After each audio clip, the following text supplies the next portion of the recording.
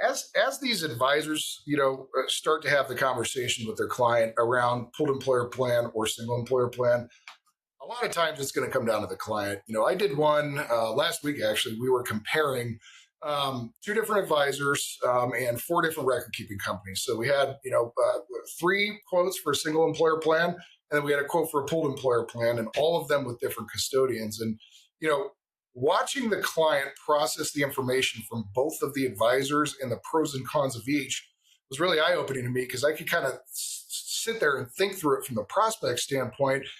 What do I want to get rid of? What do I not want to do on a daily basis? And what is the advisor or the pooled employer plan ultimately going to bring to me to make my daily job easier, is really what it comes down to. So as advisors are out there working with their clients and having these conversations, if you can get them into a pooled employer plan that doesn't have design restrictions, meaning you don't have to go into just a safe harbor, here's your eligibility, you can't do profit sharing, box where, it's very vanilla and streamlined and easy, which is ultimately where they get their economies of scale because the administration is cheaper. If you can get them into a program that's open architecture and you can do whatever you want from a design perspective, and the client loses their fiduciary responsibility to the 402A fiduciary, and correction, you don't lose it, you just delegate it, you outsource it, still have some skin in the game, you still have to monitor the PPP.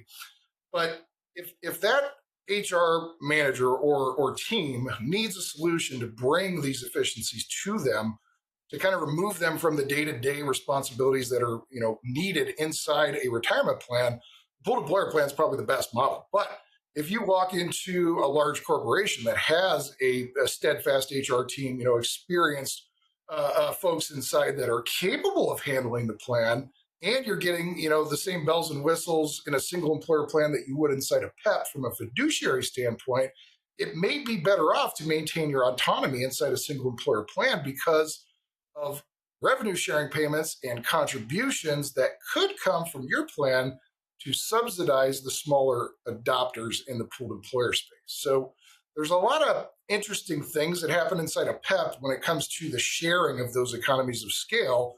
And the larger plans do make those plans work.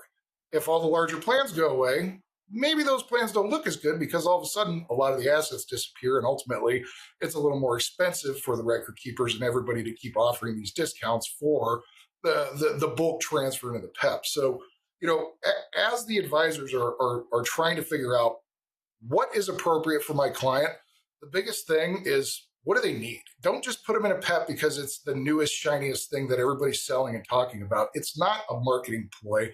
It's a service, it's a product, and it's a completely different animal from a single employer plan where the trustee or the plan sponsor is ultimately doing everything.